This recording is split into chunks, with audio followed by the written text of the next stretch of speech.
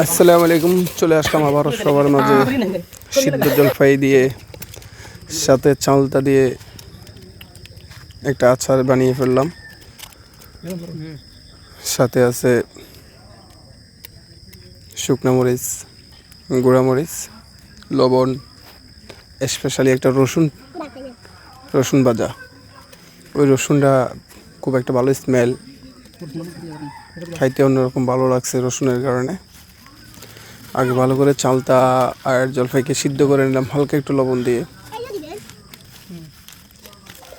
তারপরে এগুলোকে একটু কষায় নিলাম, খুব ভালো লাগছে খাইতে। এই যে রসুনটাকে ভালো করে চলে নিলাম। রসুনের স্মেলটা খুব বেটার একটা স্মেল। তার ভিতরে শুকনো মরিচ, অনেক জাল, দেশীয় শুকনো মরিচ। মরিচগুলোকে আগে ফোড়ে নিলাম। চালতাটা একটু সিদ্ধ হয়েছে কম,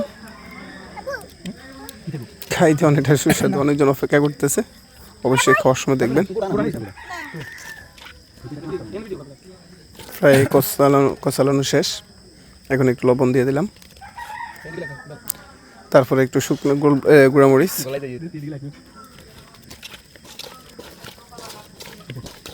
এর ভিতরে শুকনো মরিচগুলোকে একটু চেপে নিতে হবে, গুঁড়া করতে হবে।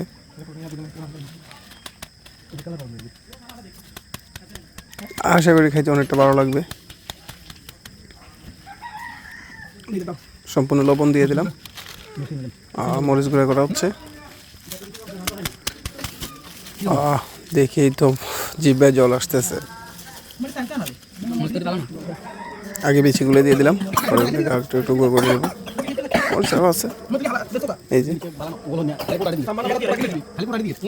হাত জ্বলার কারণে জ্বলবে ভাবতেছি, এই কারণে পলিথিন হাতে লাগিয়ে মেখে নিলাম আর কি। সবাই তো কাশতেছে, নাক মুখ জ্বলা শুরু হয়ে গেছে সবার।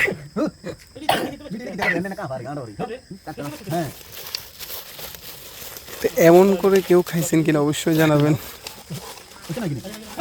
অবশ্যই এটা আমাদের খাওয়ার বয়স না, তারপরেও খাইলাম একটু সময় পাস করার জন্য। অনেকটা টেস্ট, খাইতে খুব ভালো লাগছে। ইতিমধ্যে আমাদের মধ্যে খাওয়ার মতন অনেকজন দাঁড়িয়ে আছে, যাদেরকে এখন আপনারা দেখেন নাই আর কি।